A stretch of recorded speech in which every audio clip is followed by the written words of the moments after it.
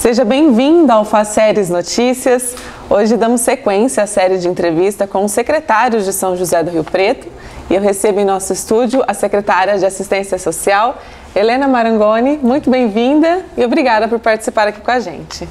Muito obrigada, Gabi. É sempre um prazer poder falar, falar da assistência, falar de temas tão importantes que rebatem aí na vida das pessoas e principalmente falar para o jovem, né? Com certeza.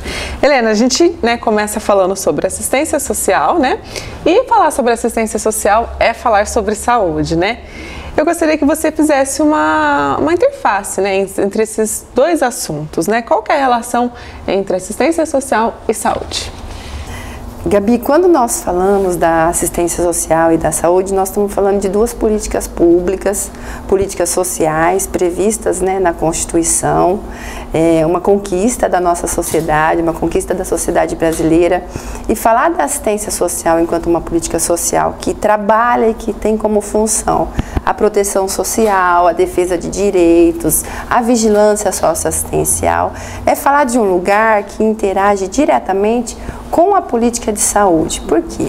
Como a gente estava conversando um pouquinho, quando nós falamos da perspectiva da proteção social, muitas vezes as famílias e as pessoas que chegam para serem atendidos na assistência, eles chegam inclusive com violação de direitos relacionados à condição de saúde. Então, essa interface, todo esse encaminhamento, os atendimentos, a forma da acolhida das equipes da assistência social, ela se dá diretamente ligado aos profissionais de saúde. Então, muitos dos casos, nós estávamos falando, por exemplo, dos idosos. Nós temos os casos dos idosos que, às vezes, eles estão numa condição mais sensível ou com uma violação do direito ou com algum problema que tem tudo a ver com a condição de saúde. Então, nós sempre falamos, por exemplo, a pessoa em situação de rua, que é uma temática que está muito em evidência nesse momento. A assistência social trabalha diretamente com pessoas em situação de rua que têm a condição de saúde muito frágil. E aí nós acionamos, e muitas vezes a intervenção é feita em parceria com o consultório na rua, com os profissionais de saúde. Então, quando nós falamos desse ponto de vista de assistência social, a própria proteção social, muitas vezes, ela se dá através de outras políticas, Então, por isso que a saúde, nós estávamos conversando ontem sobre alguns temas. A Secretaria de Saúde é uma das principais parceiras da Secretaria de Assistência. Está vinculada as duas, Vinculada, a interface intergeracional, quando você lida com as gerações, com os ciclos de vida, quando nós trabalhamos com a criança e com o adolescente, até na perspectiva do cuidado, Esse cuidado que perpassa pela condição de saúde. Então, é muito ligado e os profissionais, eles interagem o tempo todo. Dessas atividades, que tem essa interface entre as duas áreas, quais as ações socioeducativas que a gente pode destacar aqui no programa? Olha, as ações é uma diversidade muito importante. Quando nós falamos das ações socioeducativas, por exemplo, as prevenções. A assistência, ela trabalha muito na perspectiva de prevenção. Então, os cuidados, com a pessoa, com a família, e nessa interface, da prevenção e das ações socioeducativas, você tem os profissionais de saúde que atuam em conexão com os serviços socioassistenciais. O que é isso, na prática? Por exemplo, nós tivemos aí o combate, a semana de combate à exploração e à violência sexual. Muitos profissionais de saúde, pediatras, médicos que lidam diretamente com essa questão da violência, eles vêm para os grupos, eles vêm para dar palestras, inclusive para os profissionais. Então, nós temos alguns casos, por exemplo, a condição da pessoa idosa, a prevenção da violência contra o idoso, o envelhecimento saudável. Os profissionais de saúde, eles o tempo todo, eles quem trazem conhecimentos e compartilham com os grupos socioassistenciais esse conhecimento. Nós tivemos aí, que a gente tem se preocupado muito, essa questão da tentativa de suicídio, nos preocupa, os dados têm trazido uma preocupação com um aumento significante de jovens que têm tentado se suicidar. E o que nos chama a atenção, inclusive, são crianças. E, então, a Secretaria de Saúde, os profissionais de saúde, a vigilância em saúde, diretamente nós temos a ficha SINAM, que são as fichas, né, de identificação dessa situação. Então, o tempo todo é feito esse trabalho conectado. Então, são equipes mesmo que se conectam para lidar com o direito dessas pessoas. Muitos temas, né, Helena? Muita coisa a trabalhar e sempre atualizando, né? Que a cada dia tem uma novidade também, né? Esse mês, né, que nós estamos aí em pleno Outubro Rosa, né? A prevenção do câncer de mama. Todos os grupos estão trabalhando, né, essa temática, despertando nas mulheres, né, o autoexame. Então, essa conexão, essa parte das informações, elas são extremamente importantes. Novembro também, né? Que é o Novembro Azul para os homens também, né? E essas ações também entram na parte da comunidade, nas ações comunitárias também. Também entram nas ações comunitárias, e o que é muito bacana, né? Os CRAS, o Centro de Referência de Assistência Social, que é um dos equipamentos que tem toda essa articulação no território, em parceria com as unidades de saúde, fazem ações. Então, são feitas caminhadas, são confeccionados cartazes, as próprias equipes motivam, por exemplo, as crianças a fazerem cartazes sobre o Novembro Azul. Aí esses cartazes são colocados nas unidades de saúde. Então, essa conexão é super bacana e é super importante. Você falou do CRAS, né? O que é desenvolvido? Qual é o trabalho desenvolvido no CRAS? O CRAS, ele é a porta de entrada da política de assistência social. Quando nós falamos, né, desse centro de referência de assistência, o que é isso, né, o que significa na prática? Quando lá nós temos as equipes, então nós temos assistentes sociais, psicólogos, educadores sociais, os agentes administrativos. Essa equipe, ela é composta, né, por vários profissionais que atuam diretamente no atendimento à população nos bairros.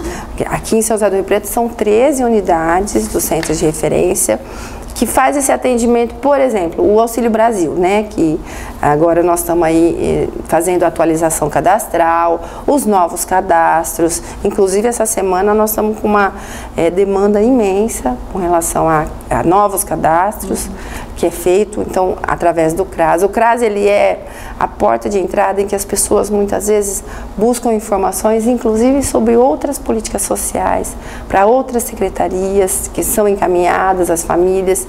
O CRAS, ele trabalha também na perspectiva da convivência e do vínculo familiar. Então, o que também significa? Nós temos os serviços de convivência dentro dos CRAS. Então, são os grupos que trabalham temáticas, que trabalham essa convivência e o fortalecimento do vínculo, em que nós temos os ciclos de vida. O idoso, o bebê, por exemplo, nós estamos começando alguns grupos super importantes, que são para as gestantes e para a criança de 0 a 3 anos e de 3 a 6 anos. São de acordo com os ciclos de vida. Por quê? Porque se estimulamos aí toda a prevenção. Então, a prevenção do rompimento do vínculo, da fragilização desses vínculos, e nessa perspectiva de proteger mesmo, proteger as famílias com relação a vulnerabilidades não só de renda, porque a renda é um fator. Né? Então, falar de assistência social não é mais falar só de pobreza, é sim falar da defesa de direitos, falarmos da perspectiva da convivência, do vínculo e da prevenção. Até abordar, né, que o trabalho da assistência social também é muito ligado à promoção da saúde, né, na questão de prevenção, de orientação, né Helena? Inclusive o pessoal da saúde, nós percebemos no cotidiano, né, do trabalho, o quanto a saúde aciona a assistência social para essas questões preventivas. Então, algumas famílias, inclusive, que têm alguma fragilidade, né, com relação ao vínculo, essa questão da proteção, os próprios profissionais de saúde acionam da assistência para que seja feita a visita domiciliar, para que essa família seja acompanhada do ponto de vista do cuidado, né? Então, essa relação, pensando na defesa, né, do direito dessas pessoas, na defesa da vida, porque nós estamos num momento que a vida ela precisa ser muito valorizada. O pós-pandemia trouxe para nós muitos medos, muita aprendizagem, deixou as pessoas, por exemplo, muitos idosos com depressão, porque estavam muito isolados. Então eles estão resgatando toda essa autoestima, e aí a qualidade de vida, né? Uma interrupção, né? Interrompeu. E aí ficou naquele período, né, em casa, assim, as atividades comuns, e agora recuperando isso, né, já dentro da rotina de cada um, mas e trabalhando com todos os, não os traumas, né, que a gente pode falar, mas que ficou, né, os traumas dessa fase, né, agora retomou junto com tudo isso, né. Foi um momento de muito sofrimento para todos nós, né, e principalmente aqueles que perderam, né, nós tivemos muitas pessoas que perderam, né, o companheiro, perderam filhos. Nós temos muitos idosos que, né, era um casal de idosos, um cuidava do outro, acabou um falecendo, hoje estão sozinhos, então o cuidado precisa ser redobrado. Todos nós passamos por muitos medos, né, e medo no sentido de perder a outra pessoa, de perder a vida. Então, nesse momento da atual conjuntura, a assistência ela vem no sentido de fortalecer, né, as pessoas para que retomem a vida, que graças a Deus, né, essa condição de saúde nós somos sobreviventes de uma pandemia que matou muita gente, né? E a assistência nessa perspectiva dos grupos, de promover né, essa retomada das condições de vida digna, de esperança, de sonhos. Então, tudo isso é muito importante dentro da perspectiva do cuidado com as famílias. Helene, pegando esse gancho, como que é o trabalho da assistência com a saúde mental da população? Muito importante essa temática. A saúde mental hoje, no que nós temos percebido, é realmente uma grande preocupação, né? Nós percebemos que o adoecimento, né, das pessoas do ponto de vista de saúde mental, então assim, o comportamento das pessoas, inclusive muitas sequelas da própria pandemia, né, dos traumas que nós sofremos e dos medos. A saúde mental, na assistência, nós trabalhamos com a prevenção, né? E também, ao mesmo tempo que nós trabalhamos com a prevenção, para não agravar, por exemplo, a depressão. Nós temos até depoimentos muito emocionantes de algumas idosinhas que perderam o companheiro, né, ou idoso que perdeu a companheira na pandemia, e que hoje trazem, né, que, por exemplo, o centro de convivência da pessoa idosa, ele é um espaço hoje de grande retaguarda no sentido dessa retomada emocional, né, de trazer de volta a alegria, a esperança, trazer sentimentos que estavam guardadinhos lá, né, no período principalmente nesse período do luto, da solidão. Então, a assistência ela tem um papel fundamental de prevenir o agravamento. Para não deixar que piore, né? Que a situação chegue a um ponto que pode acontecer também, né? Da pessoa às vezes não procurar antes e quando sentir necessidade de procurar assistência também. Não é só a prevenção, né? Também quando a pessoa está passando por aquela condição, também tem esse apoio da assistência, né? Importante também é isso, porque muitas vezes os profissionais, mesmo que a pessoa não perceba, quando os profissionais identificam, né, percebem que tem algo de emocional né, ligado a alguma pessoa que está sendo atendida, também é feito todo o encaminhamento para a saúde, né? Nós fazemos esse atendimento, uma acolhida um pouco mais detalhada, no sentido de olhar para essa pessoa, entender um pouco quais as demandas, quais os sentimentos. Então, quando nós falamos de saúde mental, a gente lida tanto com pessoas que têm, né, que tem aí um processo de acompanhamento de saúde mental e pessoas que não perceberam, né? Nós estamos vivendo ainda, né, um momento em que as pessoas têm sim demonstrado, né, a fragilização em alguns pontos de saúde mental. A própria tristeza, né, a própria depressão tem sido uma grande preocupação da assistência. E é de tudo, né? O emocional, o psicológico, é a chave de todo o funcionamento do corpo humano, da qualidade de vida, da saúde, né? Tudo pode influenciar no comportamento, né? Tudo que gira em torno disso, né? Muito importante cuidar dessa parte. É muito perceptível, Gabi. Nos grupos, né? Quando você tem Porque quando a pessoa ela está em grupo, quando é feito todo o trabalho em grupo, quando através do serviço de convivência eles começam a interagir, né, entre eles, né, as pessoas começam a ter esse ambiente, né, que motiva essa convivência, é perceptível algumas pessoas que estão assim, né, numa condição de sofrimento e principalmente do ponto de vista emocional, que rebate diretamente na saúde mental. Beleza.